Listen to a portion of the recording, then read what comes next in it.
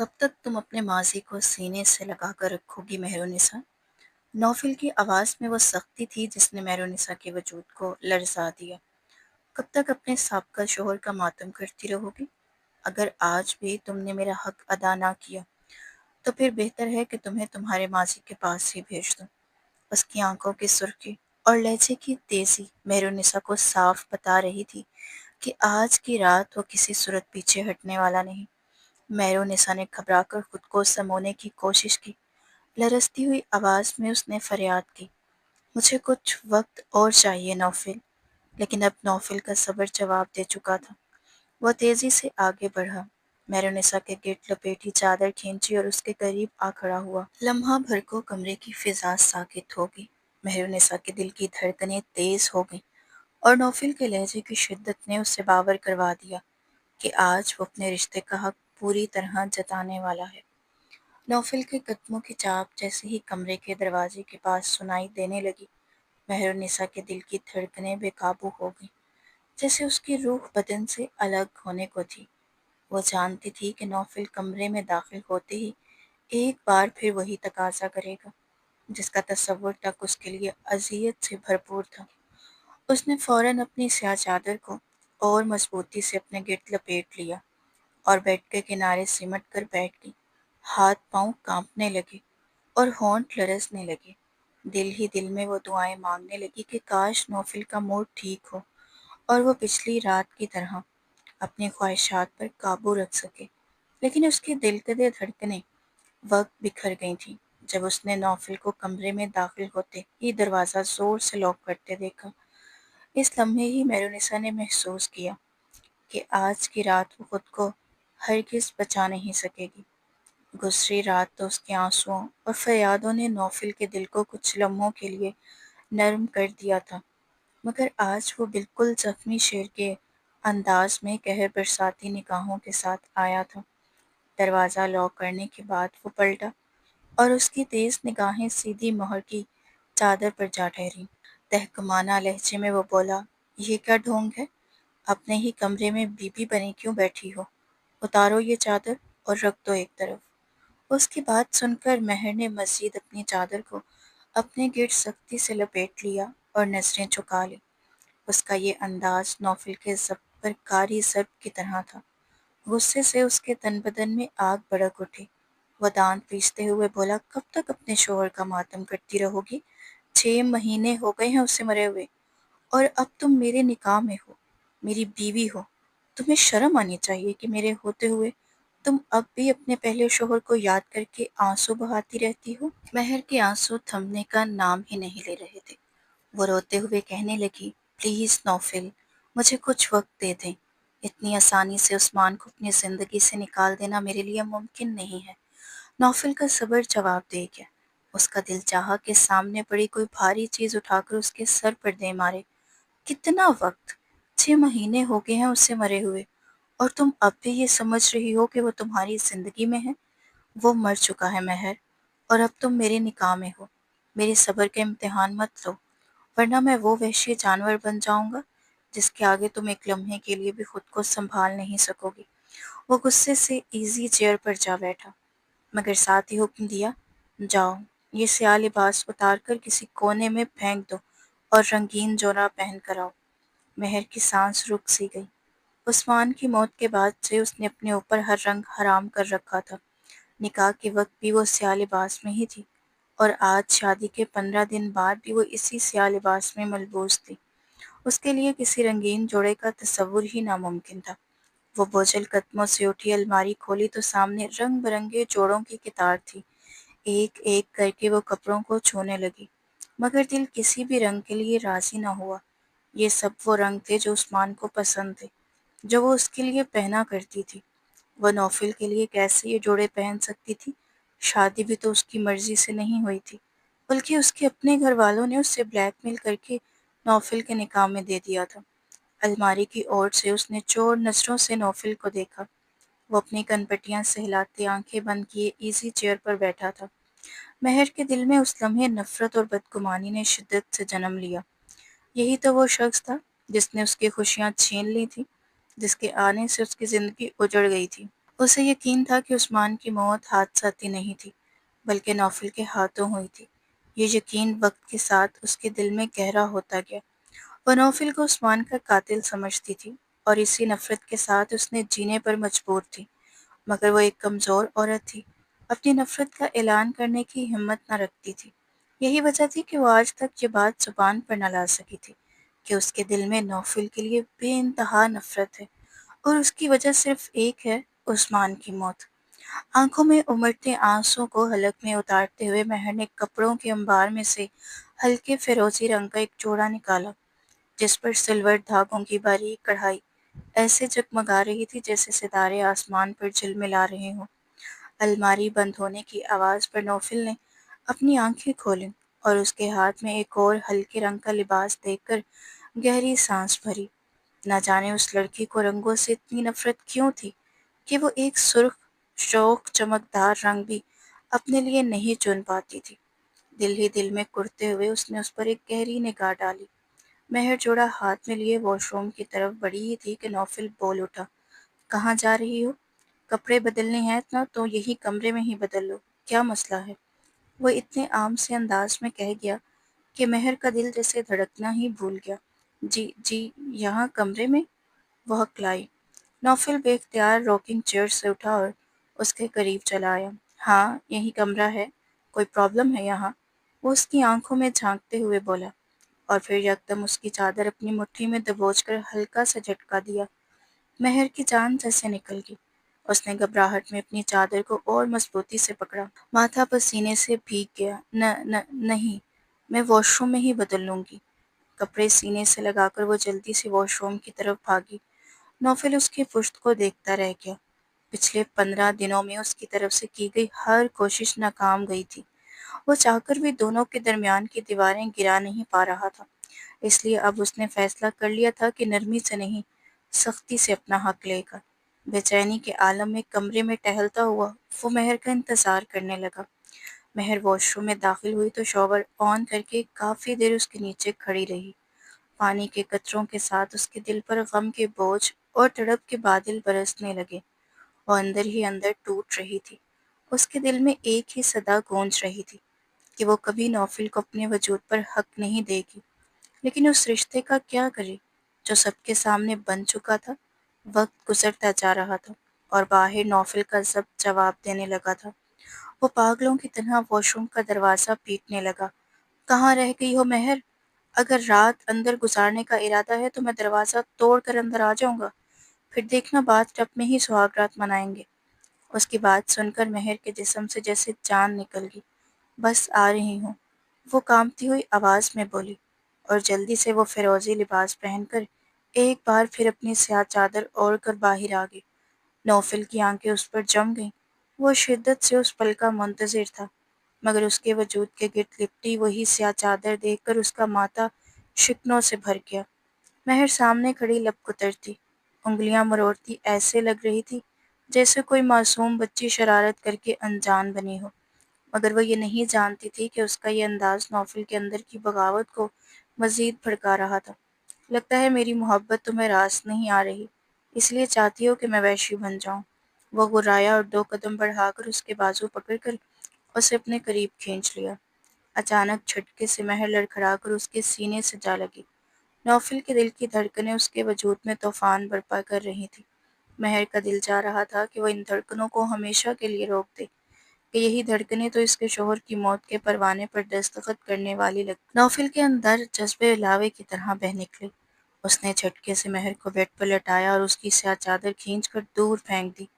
مہر نے گھبراہٹ میں اپنے بازو سینے پر لپیٹ لیے۔ خوف زدہ نگاہوں سے وہ اسے دیکھنے لگی۔ بھیگی لٹیں، ڈھیلا سا دوپٹہ، گہرا گلا اور لرزتے ہونٹ، یہ سب نوفل کے ہوش چھیننے کے لیے کافی تھے۔ وہ دیوانہ وار جھک کر اس کے قریب آ گیا، مگر جیسے ہی اس کے لب مہر کے لبوں کے قریب پہنچے، مہر نے اسے زور سے دھکا دے دیا۔ وہ پیچھے ہٹا اور مہر کی آنکھوں سے بہتے آنسو دیکھنے لگا۔ آنسو اس کی گردن کو بھگوتے گہرے گلے میں اترنے لگے۔ مہر خاموشی سے بس آنسو بہا رہی تھی۔ نوفل کی انا کو یہ دھکا توڑ گیا تھا۔ بتاؤ آخر چاہتی کیا ہو تم؟ وہ جھنجھلا کر بولا۔ اگر تمہیں لگتا ہے کہ ان آنسو سے آج کی رات تم مجھے روک لو گی تو یہ تمہاری بھول ہے۔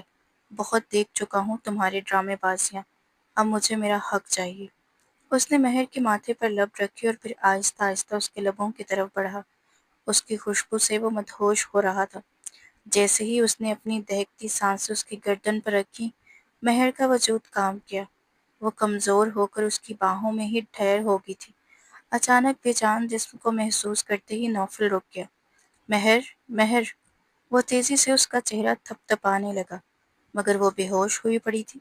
گھبرا کر اس نے پاس رکھا پانی کا گلاس اٹھایا اور چند چھینٹے اس کے چہرے پر مارے، مگر مہر نے آنکھیں نہ کھولی۔ بے بسی کے عالم میں اس نے اسے دوبارہ اسی سیاہ چادر میں لپیٹا اور اپنی باہوں میں اٹھا کر کمرے سے باہر نکل آیا۔ دلاور، گاڑی باہر نکالو، ہمیں فوراً ہاسپٹل جانا ہوگا۔ اس کی گرجدار آواز پورے لاؤنج میں گونجی۔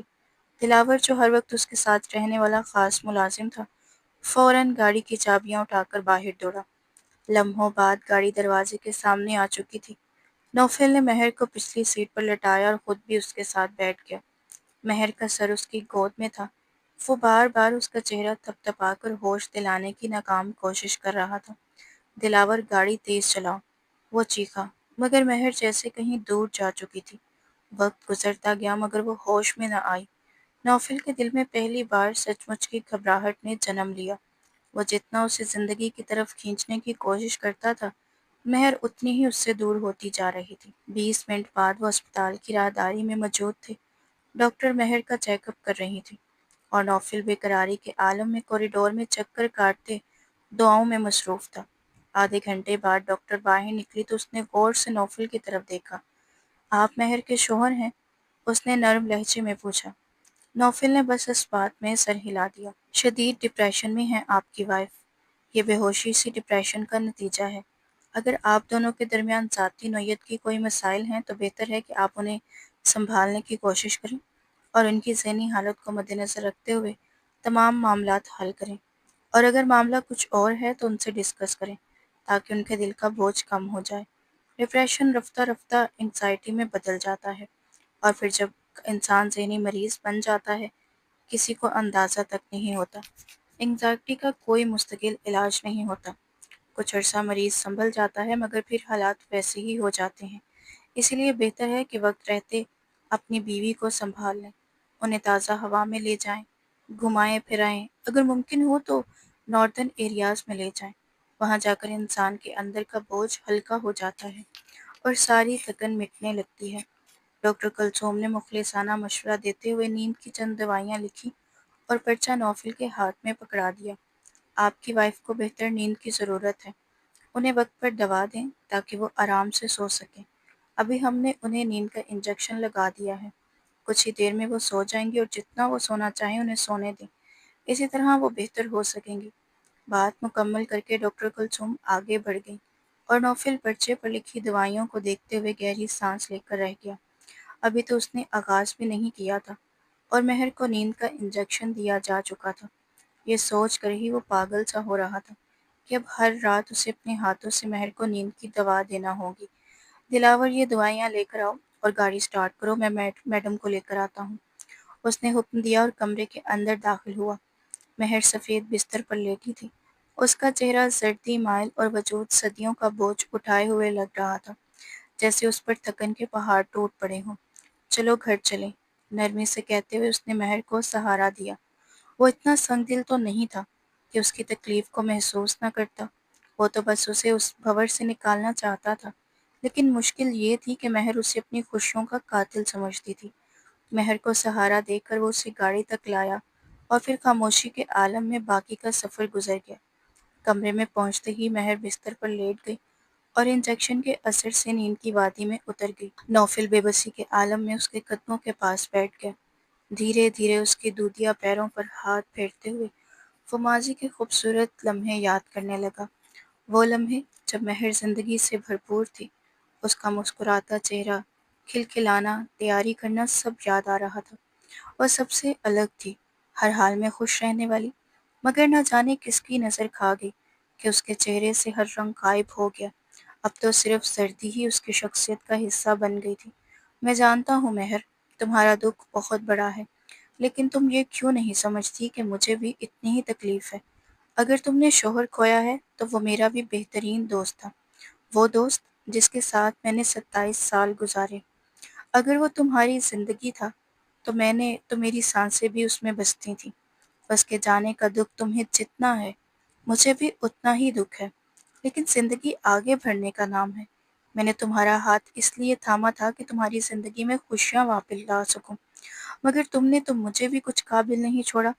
وہ دھیرے دھیرے مہر کے پیروں پر ہاتھ پھیرتے ہوئے دل کا وہ حال سنا رہا تھا جو مہر کے ہوش میں وہ کبھی زبان پر نہ لا سکا تھا۔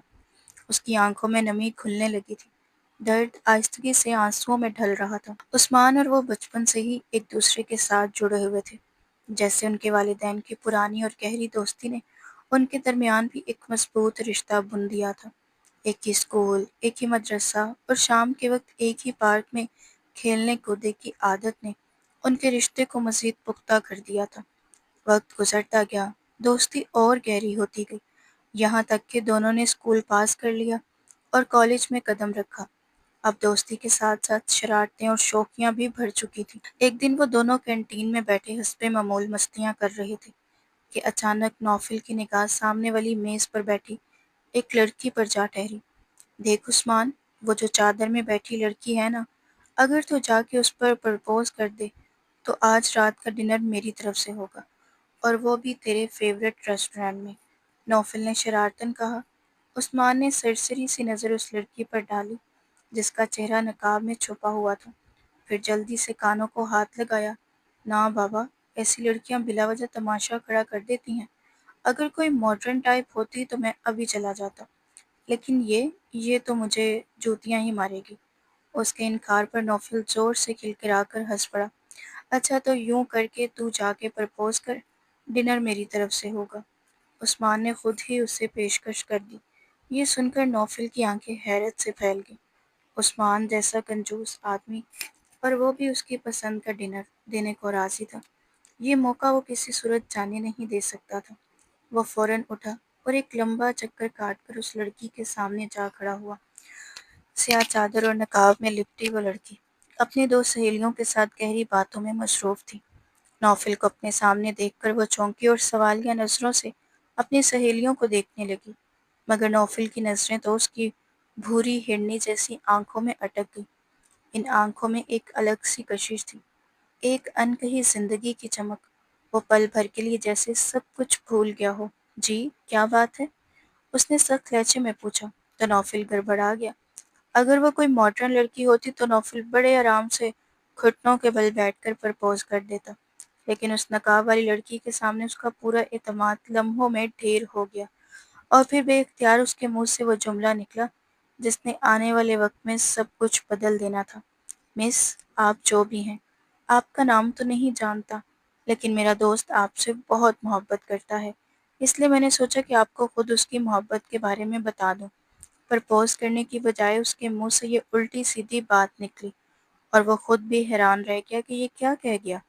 لڑکی کی بڑی بڑی آنکھیں مزید پھیل گئیں اور وہ غصے سے بولی، مجھے لگتا ہے آپ کا دماغ خراب ہو گیا ہے۔ اس نے سختی سے جواب دیا تو نوفل نے جلدی سے ہاتھ کے اشارے سے عثمان کی طرف اشارہ کر دیا۔ اس نے پلٹ کر تیز نگاہ عثمان پر ڈالی اور پھر مزید غصے سے نوفل کو گھورا۔ اگر آپ کا ڈرامہ ختم ہو گیا ہے تو براہ کرم یہاں سے چلے جائیں۔ ہم شریف لڑکیاں ہیں، بلا وجہ تماشا کھڑا نہیں کرنا چاہتی۔ اس سے پہلے کہ وہ مزید ہنگامہ کرتی، نوفل فوراً اپنی کرسی پر واپس آ کر عثمان کے سامنے بیٹھ گیا اور گہری سانس لیتے ہوئے بولا، میری توبہ، آئندہ پردے دار بیوی کے قریب بھی گیا تو منہ سے شعلے نکل رہے تھے۔ اس کے بس لگ رہا تھا ابھی جوتی اٹھا کر مار دے گی۔ نوفل نے ماتھے کا پسینہ پونچھتے ہوئے کہا تو عثمان ہنسی سے لوٹ پوٹ ہو گیا۔ یہ سب تو ٹھیک ہے، لیکن تو نے میری طرف اشارہ کیوں کیا؟ کہیں مجھے تو نہیں پھنسا دیا؟ ارے نہیں نہیں، تجھے نہیں پھنسایا، بس اسے یہ بتایا ہے کہ تو اس سے محبت کرتا ہے اور میں تیری طرف سے رشتہ لایا ہوں۔ نوفل کی ہنسی اور اس جملے پر عثمان کا چہرہ غصے سے لال ہو گیا۔ سامنے رکھا بیگ اٹھا کر اس نے زور سے نوفل کے سر پر مارا۔ بے شرم، اگر وہ چپل اٹھا کر مجھے مارنے آتی تو کوئی بات نہیں، میں تجھے بچا لیتا۔ ویسے تیرے ایسے ڈنر سے تو اچھا ہے میں آج رات بھوکا سو جاؤں۔ دونوں ہنستے ہوئے کینٹین سے باہر نکل گئے، مگر ان کی پشت پر نظریں جمائے وہ بھوری آنکھیں دیر تک ان کا تعاقب کرتی رہیں۔ تم جانتی ہو اس لڑکے کو مہر؟ اس کی ایک سہیلی نے حیرت سے پوچھا تو مہر گھبرا کر فوراً نفی میں سر ہلا دی۔ نہیں بھائی، میرا کیا واسطہ ایسے چھچورے لڑکوں سے؟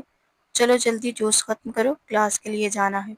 وہ تیزی سے بیگ اٹھا کر کھڑی ہوگی، لیکن اس کا دھیان اب بھی عثمان پر ہی اٹکا ہوا تھا۔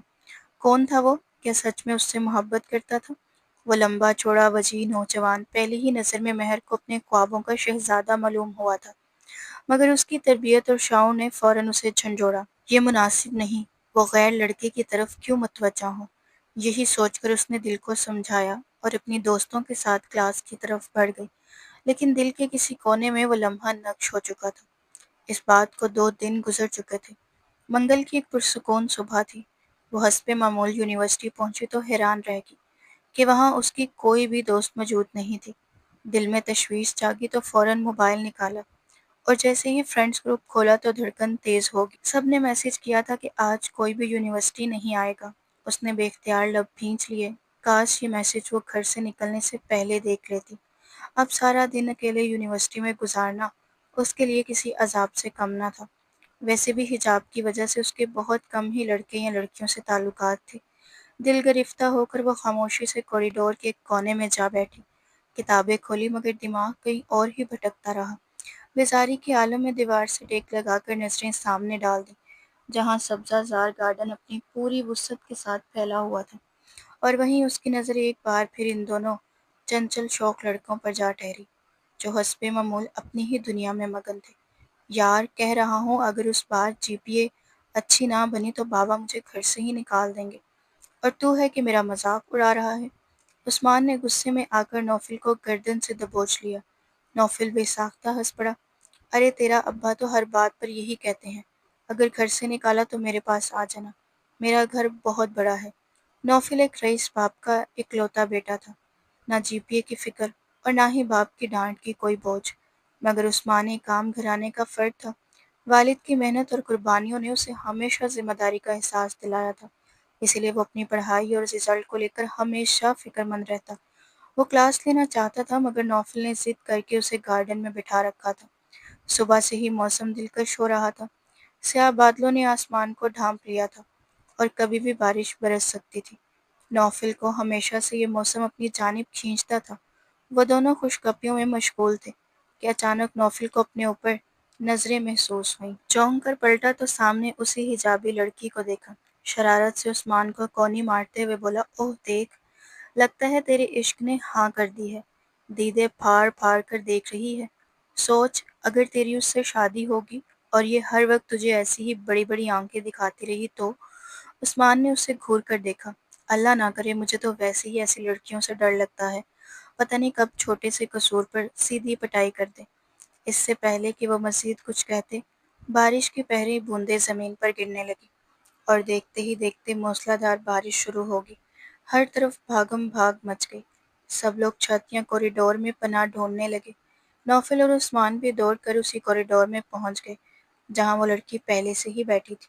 وہ اپنی کتابوں کو بھیگنے سے بچانے کی کوشش کر رہی تھی مگر آنکھوں میں واضح پریشانی جھلک رہی تھی۔ موسم کی اچانک شدت اور دوستوں کی غیر موجودگی نے اسے بے بس کر دیا تھا۔ جلدی سے بیگ سے فون نکالا اور ڈرائیور کو کال ملائی، مگر اس کا جواب سنتے ہی دل بیٹھ گیا۔ باجی میں اپنے وقت پر ہی پک اینڈ ڈراپ دیتا ہوں، اس وقت ممکن نہیں آ سکوں۔ فون بند کرتے ہی وہ مزید گھبرا گئی۔ ابھی تو یونیورسٹی کے کئی گھنٹے باقی تھے۔ وہ کب تک یہاں اکیلی بیٹھی رہتی؟ بارش کی شدت بڑھتی جا رہی تھی۔ باقی طلباء بھی ایک ایک کر کے جا رہے تھے۔ نوفل نے اس کے چہرے کی گھبراہٹ دیکھ لی تھی۔ چل یار، یہاں کیوں کھڑا ہے؟ مجھے ڈراپ کر دے، پھر تو بھی گھر چلا جا۔ عثمان نے بازو کھینچا مگر نوفل کے قدم جمے رہے۔ اس نے عثمان کو ہلکا سا اشارہ دیا، یہ دیکھ، یہ لڑکی اکیلی ہے اور پریشان لگ رہی ہے، باقی سب نکل چکے ہیں، اس کو یہاں یوں تنہا چھوڑنا اچھا نہیں لگ رہا۔ عثمان نے حیرت سے دیکھا، تجھے کب سے ان لڑکیوں کی پرواہ ہونے لگی؟ یہ کوئی ننھی بچی نہیں ہے، یونیورسٹی کی لڑکی ہے، اپنے مسئلے خود نپٹا سکتی ہے۔ مگر نوفل کا دل ماننے کو تیار نہ تھا۔ عثمان نے ایک بار پھر اس لڑکی پر نگاہ ڈالی جو اپنے ہاتھوں میں الجھی بیٹھی تھی، اور پھر جھنجھلا کر بولا، میرا خیال ہے تیرا دماغ خراب ہو گیا ہے۔ ایسی لڑکیاں پل بھر میں بات کو الٹا لیتی ہیں، ہمیں ہی بد کردار سمجھ بیٹھے گی۔ نوفل نے بادل نخواستہ قدم اٹھا کر آگے بڑھائے اور دونوں نکلنے لگے، مگر اچانک اسے یاد آیا کہ وہ اپنی کتابیں وہیں کوریڈور کے ساتھ رکھ آیا ہے۔ عثمان، تو چل، میں آتا ہوں اپنی کتابیں لے کر۔ میں بھی چلتا ہوں، تجھے جانتا ہوں کہیں پھر وہی کھڑا ہو کر پہرے داری شروع کر دے گا۔ دونوں واپس پلٹے اور جو منظر ان کے سامنے تھا اس نے خون کھول دیا۔ اس لڑکی کے گرد 3 لڑکے کھڑے تھے اور اسے تنگ کر رہے تھے۔ ایک نے تو اس کا حجاب بھی کھینچ لیا تھا۔ بے بسی کے مارے وہ آنسو بہا رہی تھی۔ لمحے بھر کو بھی سوچنے کی فرصت نہ ملی۔ نوفل بجلی کی سی تیزی سے آگے بڑھا اور ان لڑکوں کو دھڑا دھڑ مارنے لگا۔ عثمان نے حجاب اٹھایا اور جلدی سے اس کے حوالے کیا۔ چند لمحوں میں ہی وہ لڑکے میدان چھوڑ کر بھاگ گئے۔ نوفل سانس سنبھالتے اس لڑکی کے قریب آیا۔ آپ کو اب یہاں اکیلے نہیں رکنا چاہیے۔ آئیے ہم آپ کو پارکنگ تک چھوڑ آتے ہیں، وہاں سے آپ آرام سے نکل جائیے گا۔ وہ ٹہر ٹہر کر بول رہا تھا، مگر اس کے دل کی کیفیت طوفانی تھی۔ چند لمحے پہلے جب نقاب سڑک گیا تھا، اس نے وہ چہرہ دیکھا تھا، وہ چہرے جیسے کسی نرم و نازک گلاب کی پنکھڑیوں سے تراشا گیا ہو، اور وہ آنکھیں معصوم گہری ہرنی جیسی۔ وہ منظر اس کی روح پر نقش ہو گیا تھا۔ مہرونسا نے خاموشی سے آنسو پہنچے اور دوبارہ حجاب اوڑھ لیا۔ پھر وہ آہستہ آہستہ آگے بڑھنے لگی۔ نوفل اور عثمان چند قدم پیچھے رہے کہ کہیں اس کی عزت پر حرف نہ آئے، مگر نوفل جان گیا تھا اس کی نظریں اور دل دونوں اس پر آ چکے تھے، اور شاید وہ دل اب واپس جانے والا نہیں تھا۔ پارکنگ میں پہنچ کر اس لڑکی نے پلٹ کر ان دونوں کی طرف دیکھا اور آہستگی سے شکریہ ادا کیا، مگر اس کی نظریں نوفل پر نہیں بلکہ عثمان کے چہرے پر جمی رہیں۔ ایک لمحے کو نوفل کے دل پر جیسے کسی نے بھاری پتھر رکھ دیا ہو، دل سمٹ کر سکڑ گیا تھا۔ عثمان نے مسکرا کر خوش دلی سے اسے ویلکم کہا اور نرمی سے گھر چھوڑنے کی پیشکش بھی کی، لیکن اس نے فوراً انکار کیا اور سڑک پر آتے ایک رشتے کو روک کر اس میں بیٹھ گئی۔ عثمان نے اسے حفاظت کے ساتھ رکشے میں بٹھا کر روانہ کیا اور پلٹ کر نوفل کے پاس آ گیا۔ نوفل مسلسل خاموش کھڑا تھا، جیسے دل اور دماغ کے بیچ کوئی جنگ چل پڑی ہو۔ یار، حجاب کے اندر تو حسن کی دیوی چھپی بیٹھی تھی، عثمان نے ہلکی مسکراہٹ کے ساتھ لاپرواہی سے کہا، مگر یہ جملہ نوفل کو ایک دم ناگوار گزرا۔ غلط بات ہے عثمان، غلطی سے اس کا حجاب ہٹا اور تو نے تو فوراً ہی نظریں جما لی۔ اس کے لہجے میں خفگی نمایاں تھی۔ عثمان چونک گیا۔ تجھے کیا ہو گیا ہے؟ تو کب سے اتنا مولوی بن گیا؟ سچ بتا، تو نے اس کا چہرہ نہیں دیکھا تھا؟ نوفل نے ایک لمحہ نظریں جھکائیں اور سنجیدگی سے کہا، دیکھا تھا، لیکن اس کا مطلب یہ نہیں کہ میں اس کی خوبصورتی بیان کرتا پھروں۔ پھر اس نے بات بدلتے ہوئے کہا، چل گھر چلیں، دیر ہو رہی ہے، ایسا نہ ہو کہ ہم بھی بارش میں ہی پھنس جائیں۔ سارا راستہ عثمان اپنی ہی باتوں اور موسیقی میں مگن رہا۔ اس نے اپنے فیورٹ گانے لگا کر موسم کو بھرپور انجوائے کیا، لیکن نوفل کا دل کسی اور ہی کیفیت میں الجھا ہوا تھا۔ اس کے دماغ میں بار بار وہی لڑکی آتی رہی، اس کی آنکھوں کی معصومیت، اس کا لرزتا ہوا وجود، اور وہ بے بسی جس نے نوفل کے دل کو جکڑ لیا تھا۔ عثمان کو گھر چھوڑنے کے بعد نوفل خود اپنے گھر لوٹا۔ کمرے میں آتے ہی اس نے دروازہ بند کیا اور بستر پر بیٹھ گیا۔ دل اور دماغ میں جیسے طوفان مچا ہوا تھا۔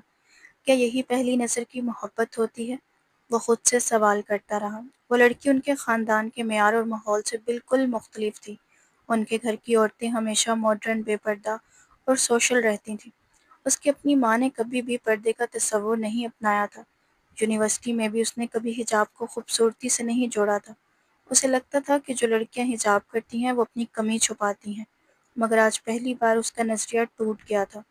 اسے شام اس کی ماں کمرے میں آئی، بیٹے کو یوں سوچوں میں گم دیکھ کر مسکرا دی۔ اس کے ماتھے کو چوم کر بولی، کیا بات ہے، آج میرا بیٹا کمرے سے باہر ہی نہیں آیا؟ نوفل نے کچھ لمحے تک خاموش رہ کر ان کی طرف دیکھا اور پھر سوال کر ڈالا، ماما ایک بات پوچھوں؟ کیا یہ ممکن ہے کوئی بہت خوبصورت ہو اور وہ اپنی خوبصورتی کو حجاب کے اندر چھپا لے؟ عورت تو اپنی خوبصورتی کو ظاہر کرتی ہے، اس پر اور بھی نکھار لاتی ہے، تو پھر وہ کون سی لڑکیاں ہوتی ہیں جو اپنی ذات کو یوں چھپا لیتی ہیں؟ اس کے سوال پر ماں نے چونک کر اس کی آنکھوں میں دیکھا اور پھر مسکرا کر بولی، لگتا ہے کسی حجابی حسینہ کو دیکھ لیا ہے۔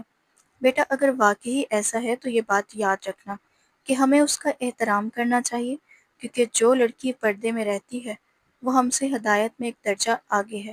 نوفل نے فوراً وضاحت دی، نہیں ماما، میں نے جان بوجھ کر کچھ نہیں کیا، بس اتفاق سے اس کا حجاب ہٹ گیا تو نظر پڑ گئی۔ اس کی بے بسی دیکھ کر ماں کے ہونٹوں پر نرمی سے مسکراہٹ آئی۔ تو پھر لگتا ہے میرے بیٹے کی زندگی میں بہار آنے والی ہے۔ انہوں نے آگے بڑھ کر پیار سے کہا، بیٹا، مجھے ہمیشہ حجابی لڑکیاں پسند رہی ہیں۔ وہ اپنی ذات کی حفاظت کرتی ہیں، اپنے وقار کا پردہ رکھتی ہیں۔ میں خود ساری زندگی چاہتی تھی کہ حجاب کروں، مگر کبھی مجھ میں اتنی ہمت نہیں ہوئی۔ جو لڑکیاں حجاب کرتی ہیں وہ بہادر ہوتی ہیں، کیونکہ وہ اپنے نفس اور دنیا کے سامنے ڈٹ کر کھڑی ہوتی ہیں۔ اگر میرا بیٹا ایسی کسی لڑکی کو منتخب کرے گا تو وہ میرے لیے آنکھوں کا تارا ہوگی، بلکہ شاید میں بھی اس کے ساتھ حجاب کرنے لگوں۔ ماں کی باتوں نے نوفل کے دل میں ایک نئی مہر النساء پیدا کر دی۔ اس کے چہرے پر مسکراہٹ آئی، دل نے ایک نئی خواہش کو جنم دیا۔ وہ اپنی ماں کی گود میں سر رکھ کر آنکھیں بند کر گیا اور انہی حسین تصورات میں کھو گیا۔ اگلے دن وہ یونیورسٹی پہنچا تو دل میں صرف ایک ہی ارادہ تھا، اسے دوبارہ وہ لڑکی دیکھنی ہے۔ وہ عثمان کے ساتھ سیدھا اس کے کلاس روم کے باہر جا کھڑا ہوا۔ عثمان حیران ہو کر بولا، یار یہاں کیوں لایا ہے؟ یہاں تیرا کیا کام ہے؟ مگر نوفل نے کوئی جواب نہیں دیا۔ تھوڑی ہی دیر بعد وہی لڑکی اپنی سہیلیوں کے ساتھ آتی نظر آئی۔ ان دونوں کو دیکھ کر وہ کچھ جھٹکی مگر پھر قریب آ کر شکریہ ادا کیا، لیکن اس بار بھی اس کی نظریں عثمان پر ہی جمی رہیں۔ عثمان نے بڑی خوش دلی سے مسکرا کر جواب دیا۔ جب وہ اپنی دوستوں کے ساتھ کلاس میں چلی گئی تو عثمان سینے پر ہاتھ رکھ کر گرنے کی ایکٹنگ کرنے لگا۔ یار مجھے لگتا ہے یہ مجھ پر فدا ہو گئی ہے۔ تو نے اس دن کہا تھا نا کہ میں اس سے محبت کرتا ہوں، لگتا ہے تیری بات سچ ہونے والی ہے۔ اس کے انداز پر نوفل کے دل میں جیسے آگ بھڑک اٹھی۔ وہ فوراً بولا، خبردار ایسی کوئی بات کی تو، مگر دل کی بات زبان پر نہ لا سکا۔ عثمان اپنے ہی خیالوں میں مگن بولا، ارے تجھے تو پتہ ہے نا میرے گھر کا ماحول، یہ لڑکی میرے لیے ہی بنی ہے۔ میری ماں خود پردہ کرتی ہے، اگر مجھے ایسی بہو ملی تو وہ خوشی خوشی قبول کر لیں گی، اور اب تو مجھے یقین ہو گیا کہ اس کے دل میں بھی میرے لیے جذبات ہیں۔ عثمان کی یہ باتیں نوفل کے دل پر تیر کی طرح لگی۔ وہ اس کا سب سے اچھا دوست تھا، مگر اس کے منہ سے اس لڑکی کا ذکر سن کر نوفل کا دل برداشت نہ کر سکا۔ وہ بنا کچھ کہے اسے کھینچ کر اپنی کلاس کی طرف لے گیا۔ وہ چاہ کر بھی نہ بتا سکا کہ وہ لڑکی اصل میں اس کے دل کی دھڑکن بن چکی تھی۔ اسے یقین تھا کہ اگر وہ یہ بات عثمان سے کہہ دے گا تو نہ وہ یقین کرے گا اور نہ ہی اسے معاف کرے گا۔ نوفل کے دل میں دھیرے دھیرے ایک ایسا طوفان جنم لے رہا تھا جسے وہ خود بھی روک نہیں پا رہا تھا، مگر عثمان اپنی پڑھائی میں گم تھا۔ ایک ہفتہ یوں ہی گزر گیا۔ نوفل بس خاموشی سے یونیورسٹی کی راہداریوں میں اس لڑکی کو ڈھونڈتا، جہاں وہ دکھائی دیتی وہاں کچھ دیر کے لیے رک کر اس کی خوشبو کو اپنے اندر اتارتا اور پھر خاموشی سے آگے بڑھ جاتا۔ اس کے برعکس عثمان کی توجہ اس جانب بالکل بھی نہ تھی۔ پھر اچانک ایک دن اس کے والد کو ہارٹ اٹیک ہوا اور یونیورسٹی سے چھٹی لے کر ہسپتال کے کوریڈور میں دن رات بیٹھا رہا، بس رب کے حضور دعائیں مانگتا رہا، مگر تقدیر نے اس کی دعائیں قبول نہ کی۔ ایک ہفتے کے اندر اندر وہ اپنے والد کو کھو بیٹھا۔ یہ صدمہ اتنا بڑا تھا کہ وہ کئی دنوں تک سنبھل نہ سکا۔ اس موقع پر عثمان نے اسے سہارا دیا، ساتھ رہا، ہر لمحے اس کا حوصلہ بڑھایا، مگر دکھ اتنا گہرا تھا کہ وقت کو بھی صبر دلانے میں دنوں لگ گئے۔ یونیورسٹی سے واپس پر عثمان سیدھا اس کے پاس آ جاتا اور زیادہ تر وقت وہیں گزارتا۔ کچھ ایسا ہی حال نوفل کی ماں کا بھی تھا، جن کے آنسو کبھی تھمتے ہی نہ تھے۔ ایک مہینہ اسی کیفیت میں بیت گیا۔ وقت کے ساتھ ساتھ زخم ہلکے ہونے لگے تو نوفل کے دل کو بھی قرار آنے لگا، مگر اب اس کے کاندھوں پر پڑھائی کے ساتھ ساتھ والد کے کاروبار کو سنبھالنے کی ذمہ داری بھی آن پڑی تھی۔ اس کے سارے اسائنمنٹ عثمان نے اپنی محنت سے جمع کروا دیے تھے۔ ایک مہینے بعد جب وہ دوبارہ یونیورسٹی آیا تو عثمان نے اس کا ہاتھ پکڑ کر کیفیٹیریا کی طرف لے جایا اور گہری نظر سے دیکھتے ہوئے کہا، مجھے تجھ سے کچھ بات کرنی ہے۔ نوفل نے حیرت سے اسے دیکھا۔ ایسی کیا بات ہے جسے بتانے کے لیے اتنی تمہید باندھنی پڑ رہی ہے؟ وہ واقعی اس کے رویے پر حیران تھا۔ عثمان نے دھیمی سی مسکراہٹ کے ساتھ کہا، محبت ہو گئی ہے مجھے۔ یہ سنتے ہی نوفل چونک گیا۔ میرے پیچھے ایک مہینے میں تم نے یونیورسٹی میں یہ سب کیا کیا ہے؟ اس کے تیور سخت ہو گئے۔ عثمان نے آہستگی سے کہا، انکل کی ڈیتھ کی وجہ سے تجھے کچھ بتا نہ سکا، لیکن پچھلے ایک مہینے میں میری پوری زندگی بدل گئی ہے۔ امی اس لڑکی کے گھر پر رشتہ بھی لے گئی ہیں، اور سب سے بڑی خوشخبری یہ ہے کہ وہاں سے ہاں بھی ہو گئی ہے۔ ایک ایک جملہ عثمان کے منہ سے نکلتا اور نوفل کے دل پر بجلی بن کر گرتا۔ کیا مطلب ہے تیرا؟ رشتہ ہو گیا ہے؟ اور وہ بھی اس سے جس سے تجھے محبت ہوئی ہے؟ آخر کون ہے وہ؟ اور یہ سب میرے پیچھے کر لیا؟ نوفل کو یقین ہی نہ آ رہا تھا کہ ایک مہینے کے اندر اندر سب کچھ اتنا بدل گیا۔ عثمان نے گہری سانس بھری اور کہا، یار تیری حالت دیکھ کر تجھے کچھ بتا نہ سکا، ورنہ حقیقت یہ ہے کہ یہ سب تیری ہی مہربانی کی وجہ سے ہوا ہے۔ تیرا ایک جھوٹ میری زندگی کا سب سے بڑا سچ بن گیا۔ نوفل کے قدم ڈگمگا گئے، اس کی سانسیں اٹکنے لگیں۔ کیا کہہ رہا ہے تو؟ دل اور دماغ دونوں ایک دوسرے کی ضد پر اڑے تھے، مگر عثمان نے اس پر فیصلہ کن چوٹ کر دی۔ مہرالنساء اب میری زندگی کا حصہ بن گئی ہے۔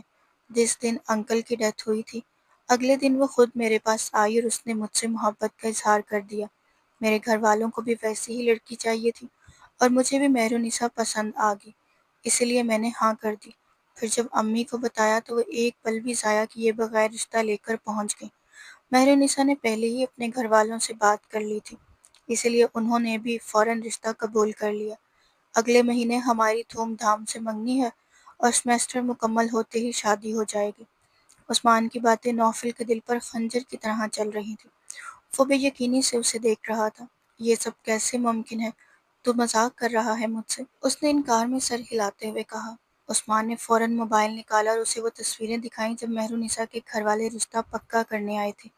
اسے پھول پہنائے گئے تھے اور مٹھائی کھلائی گئی تھی۔ ان تصویروں نے نوفل کی ساری امیدوں کا خون کر دیا تھا۔ اس کے لیے تو جیسے ہی قیامت کا دوسرا جھٹکا تھا۔ باپ کی موت کا صدمہ بھی تازہ ہی تھا اور اب محبت کے چھن جانے کا درد اس کے وجود کو چیرنے لگا۔ بڑی مشکل سے چہرے پر ایک زبردستی کی مسکراہٹ سجا کر اس نے دوست کو مبارکباد دی، مگر دل کی چیخیں وہ سن نہ سکا۔ عثمان کے ساتھ وہ کچھ دیر یونیورسٹی میں رہا، پھر طبیعت خرابی کا بہانہ بنا کر گھر آ گیا۔ سارا دن کمرے میں بند وہ بنا آواز نکالے روتا رہا۔ کون کہتا ہے مرد نہیں روتے؟ جب دل پر سچی محبت کا وار ہوتا ہے تو آنکھوں سے آنسو خود بخود بہنے لگتے ہیں۔ یہی حال نوفل کا بھی تھا۔ نوفل نے یونیورسٹی جانا تقریباً چھوڑ ہی دیا تھا۔ اب اس کی زندگی کا زیادہ وقت دفتر میں گزرتا۔ ایک مہینہ گزرتے ہی عثمان کی منگنی کا دن آ گیا۔ وہ سخت ناراض تھا کہ نوفل اس کے ساتھ خریداری پر نہیں گیا، تیاریوں میں شریک نہیں ہوا، سب کچھ کاروبار کا بہانہ بنا کر دور ہوتا رہا۔ منگنی کے دن نوفل آیا تو اس کے چہرے پر سردی چھائی ہوئی تھی۔ دوست کی خوشی میں خوش ہونا اس کے لیے ممکن نہ تھا، مگر وہ بڑی کوشش سے اپنے ہونٹوں پر مسکراہٹ سجا کر بیٹھا رہا۔ منگنی ختم ہوتے ہی وہ سب سے پہلے اٹھ کر نکل آیا۔ پھر اس نے یونیورسٹی چھوڑ دی اور مکمل طور پر کاروبار میں ڈوب گیا۔ وہاں اب نہ اس کا دل لگتا تھا، نہ وہ جانا چاہتا تھا۔ دوسری طرف عثمان مہرالنساء کے ساتھ خوش تھا اور اپنی نئی زندگی طرف بڑھ رہا تھا۔ 6 مہینے یوں ہی تیزی سے گزر گئے اور وہ دن آ گیا جب مہرالنساء اور عثمان کی شادی ہونے لگی۔ دونوں کی خوشی دیدنی تھی۔ نوفل بھی شریک ہوا مگر غم کو اپنے سینے میں چھپائے۔ وہ بہت مشکل سے خود کو سنبھال رہا تھا۔ اس کی ماں سب جانتی تھی۔ انہوں نے چاہا کہ وہ اپنے دل کی بات عثمان سے کر لے، مگر نوفل جانتا تھا کہ جب مہرالنساء اور عثمان ایک دوسرے کو پسند کرتے ہیں تو اسی کی یک طرفہ محبت کا اظہار بیکار ہے۔ یہ بھی حقیقت تھی کہ مہرالنساء کے دل میں عثمان کے لیے جذبات جگانے والا نوفل ہی تھا، اسی لیے وہ خود کو ہی قصوروار سمجھتا رہا۔ رخصتی کا وقت آیا تو نوفل نے اپنی گاڑی میں عثمان اور مہرالنساء کو بٹھایا۔ انہیں ان کے گھر تک چھوڑ کر واپس پلٹنے لگا تو عثمان نے اس کا ہاتھ پکڑ لیا۔ ناراض ہے کیا مجھ سے؟ آج میری شادی ہے تو سب سے آخر میں آیا اور سب سے پہلے جا رہا ہے؟ میرے کمرے کی تیاری میں بھی تو نے کوئی مدد نہیں کی۔ عثمان کے لہجے میں حیرت اور شکوہ تھا۔ پہلے وہ سمجھ رہا تھا کہ یہ سب نوفل کے والد کی موت کی وجہ سے ہے، مگر اب تو 6 مہینے گزر چکے تھے۔ نوفل نے کوئی جواب نہ دیا، بس ایک خاموش سی نظر اس پر ڈالی، مگر اس کی آنکھوں میں ایسی کہانی لکھی تھی جس نے عثمان کو اندر تک ہلا دیا۔ کیا بات ہے نوفل؟ بولو نا۔ عثمان نے اس کا ہاتھ مضبوطی سے تھام لیا اور پھر اچانک چند آنسو نوفل کی پلکوں سے پھسلے اور وہ تیزی سے گاڑی میں بیٹھ کر وہاں سے نکل گیا۔ عثمان کے قدم ڈول گئے۔ وہ لمحے بھر میں بہت کچھ سمجھ چکا تھا۔ شادی کے بعد مہرالنساء دلہن بن کر خوش تھی۔ صحرا اٹھاتے ہوئے وہ مسکرا رہی تھی۔ عثمان بھی جانتا تھا کہ وہ اس سے محبت کرتی ہے، اس لیے اس نے خود کو اس کے حوالے کر دیا۔ وقت تیزی سے آگے بڑھا۔ مہرالنساء نے عثمان کے گھر میں خود کو پوری طرح ڈھال لیا۔ مگر عثمان کا دل ہر وقت ملال میں ڈوبا رہا۔ پشیمانی اس سے کاٹنے لگی۔ پھر ایک دن وہ ضبط نہ کر سکا اور سیدھا نوفل کے دفتر پہنچ گیا۔ کیوں نہیں ملتے مجھ سے؟ کیوں میرا فون نہیں اٹھاتے؟ وہ تڑپ کر پوچھ رہا تھا۔ نوفل نے بس کام کا بہانہ بنایا۔ ہادی سچ بتاؤں، کیا تم مہر النساء سے محبت کرتے ہو؟ یہ سوال کرتے ہوئے عثمان کی آواز کانپ رہی تھی۔ نوفل کے چہرے کا رنگ بدل گیا اور عثمان نے اس کے سکوت میں اپنے سوالوں کے جواب پڑھ لیے۔ اگر تمہیں مہر النساء سے محبت تھی تو کیوں نہیں بتایا مجھے؟ میں رشتہ ختم کر دیتا، کبھی شادی نہ کرتا اس سے۔ عثمان کی آنکھوں میں نمی اتر آئی، مگر نوفل نے دھیرے سے کہا، ان سب باتوں کا کوئی فائدہ نہیں۔ وہ تم سے محبت کرتی ہے اور تم اس سے۔ میرے اور اس کے بیچ کوئی جگہ نہیں۔ بہتر ہے ہم دونوں ایک دوسرے سے دور رہیں تاکہ تمہاری شادی پر کوئی سایہ نہ پڑے۔ وہ مسکرا کر عثمان کے کندھے پر ہاتھ رکھتے ہوئے بولا، خوش رہو۔ عثمان نے مگر اس دن ایک عجیب سا وعدہ لیا، اگر کبھی مجھے کچھ ہوا تو مہر النساء کو تنہا نہیں چھوڑنا۔ اگر سچی محبت کرتے ہو تو میرے بعد اسے اپنا لینا۔ نوفل کے دل کی دھڑکن رک سی گئی۔ بے وقوفوں جیسی باتیں نہ کرو۔ وہ زبردستی اپنی پرانی ٹون میں لوٹ آیا۔ دونوں نے ساتھ کافی پرانے دن یاد کیے اور عثمان واپس نکل آیا۔ اسی وقت اس کے موبائل پر مہر النساء کی کال آ گئی۔ جلدی گھر آؤ، تمہاری پسند کا کھانا بنایا ہے، مہر النساء ایکسائٹڈ لہجے میں بولے۔ عثمان نے آہستگی سے کہا، کچھ دیر میں آتا ہوں۔ مہر النساء فوراً چونکی۔ کیا ہوا ہے، تم ٹھیک تو ہو؟ اس کی فکر عثمان کے لہجے میں الجھی تھی۔ وہ بولا، ہادی نے میرے ساتھ اچھا نہیں کیا۔ مہر النساء، شاید اب ساری زندگی خود سے نظر نہ ملا سکوں۔ وہ بائک پر بیٹھ چکا تھا۔ بلوٹوتھ کانوں میں لگائے وہ مہر النساء سے بات کرتا رہا۔ مہر النساء گھبرا گئی۔ کیا ہوا ہے؟ جھگڑا ہوا ہے نوفل سے؟ عثمان کی آواز بوجھل تھی۔ ساری زندگی اس نے میرا ساتھ دیا، بچپن سے دوست ہے، کتابیں، کپڑے، حتیٰ کہ میری جیب خرچ تک دیا کرتا۔ جب کبھی ابا فیس نہ دیتے وہ چپکے سے فیس بھر دیتا۔ ڈگری مکمل ہونے سے پہلے میرے لیے نوکری کا انتظام کیا، میرے لیے وہ سب کچھ کیا تھا، مگر آج اس نے سب ختم کر دیا۔ اس کے لہجے میں ایک تلخ بے بسی تھی۔ مہر النساء کچھ سمجھ نہ پائی۔ اس لمحے اچانک ایک خوفناک دھماکے کی آواز آئی۔ موٹر سائیکل ایک ٹرک کے نیچے آ گئی تھی۔ لمحوں میں عثمان کا جسم لہو لہان ہو گیا تھا۔ لوگ دوڑ کر پہنچے۔ کسی نے اس کا بلوٹوتھ کان سے لگا کر مہر النساء کو اطلاع دی، آپ کے شوہر ابھی موقع پر ہی جاں بحق ہو گئے ہیں۔ مہر النساء کے لیے زمین جیسے پھٹ گئی۔ اس کے ذہن میں صرف ایک ہی خیال آیا، یہ سب نوفل کی وجہ سے ہوا ہے، وہی اس کا قاتل ہے، کیونکہ اسی نے عثمان کو کسی اذیت میں ڈالا تھا۔ وہ یہ سمجھ ہی نہ پائی کہ عثمان کس کشمکش میں تھا۔ جنازہ اٹھا، مہر النساء عدت میں چلی گئی۔ زندگی غم کا جہنم بن گئی۔ نہ وہ بات کرتی، نہ کھاتی پیتی۔ دل میں نوفل کے لیے نفرت زہر کی طرح بھرنے لگی۔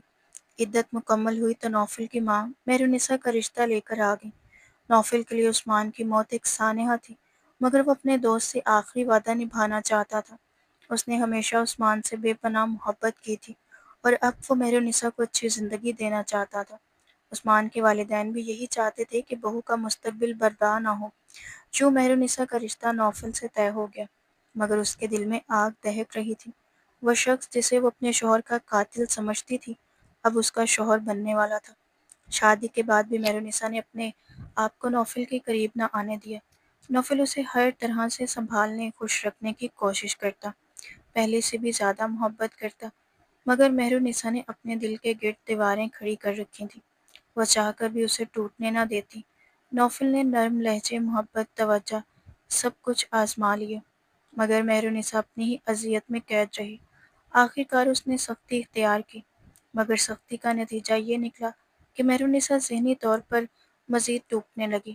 نیند کی دوائیں کھا کر سونے والی یہ لڑکی اس کی پوری دنیا تھی، مگر نوفل چاہ کر بھی اسے یہ نہیں بتا سکتا تھا۔ کبھی کبھار سب ٹوٹتا، وہ غصے میں اس پر سخت جملے کہہ دیتا اور پھر خود کئی گھنٹوں تک باتھ روم میں بند ہو کر آنسو بہاتا رہتا۔ ان کی شادی کو 2 مہینے گزر چکے تھے، مگر یہ 2 مہینے مہر النساء اور نوفل دونوں کے لیے کڑے امتحان کی طرح تھے۔ ڈاکٹر کی ہدایت کے مطابق نوفل نے خود کو اس سے دور رکھا تھا۔ نہ وہ اس پر کسی بات کے لیے دباؤ ڈالتا، نہ ہی اس کے کمرے میں زیادہ دیر ٹکتا۔ وہ بس خاموشی سے اپنی دنیا میں سمٹ گیا تھا، اور مہر النساء کو وقت یاد تھا کہ وہ دھیرے دھیرے خود کو سنبھال لے۔ رفتہ رفتہ مہر النساء کا دل بھی نرم ہونے لگا، وہ آہستہ آہستہ معمول پر آنے لگی۔ اسی دوران اس کی نوفل کی ماں سے خاصی قربت ہو گئی تھی۔ دونوں اکثر ایک ساتھ وقت گزارتیں، باتوں باتوں میں دل کے بوجھ ہلکے کر لیتیں۔ ایک شام ایسا ہوا کہ نوفل کی ماں نے مہرونسا کے سامنے اپنے بیٹے کی محبت اور اس کی اذیت کی کہانی کھول دی، یہ جانے بغیر کہ مہرونسا کو اب تک ان سب باتوں کا کوئی علم نہیں تھا۔ وہ سمجھتی تھی کہ نوفل صرف زبردستی کیا گیا رشتہ ہے، مگر جب اسے علم ہوا کہ نوفل شروع دن سے ہی اس سے محبت کرتا ہے تو وہ حیران رہ گئی۔ اس کے ذہن میں دھندلے سے کچھ جملے ابھرے جو عثمان نے کبھی کہے تھے، وہ جملے جنہیں وہ اپنی مرضی کے رنگ دیتی رہی تھی، مگر اب سب حقیقت آہستہ آہستہ صاف ہونے لگی۔ اسے اندازہ ہوا کہ وہ کتنا غلط سمجھتی رہی، لیکن تب تک نوفل نے خود کو مکمل طور پر الگ تھلگ کر لیا تھا۔ وہ دفتر سے آتا تو سیدھا اسٹڈی میں بند ہو جاتا، کاروبار میں ڈوبا رہتا، کھانے کے علاوہ کسی لمحے بھی کسی کو وقت نہ دیتا۔ مہرونسا کے لیے وہ جیسے ایک پر اسرار خاموش دیوار بن گیا۔ ایسے ہی ایک شام جب وہ دفتر سے لوٹا تو ملازمہ نے بتایا کہ بیگم صاحبہ آپ کو کمرے میں بلا رہی ہیں۔ یہ سن کر وہ چونک گیا، کیونکہ مہرونسا نے کبھی یوں بلاوا نہیں دیا تھا۔ جب وہ کمرے میں داخل ہوا تو منظر دیکھ کر دم بخود رہ گیا۔ کمرے میں مدھم مہرونسا کے دیے جل رہے تھے، اے سی کی ٹھنڈی ہوا ماحول کو خوشگوار بنا رہی تھی، اور مہرونسا وہ ریڈ رنگ کی ساڑی میں مکمل تیاری کے ساتھ کھڑی تھی۔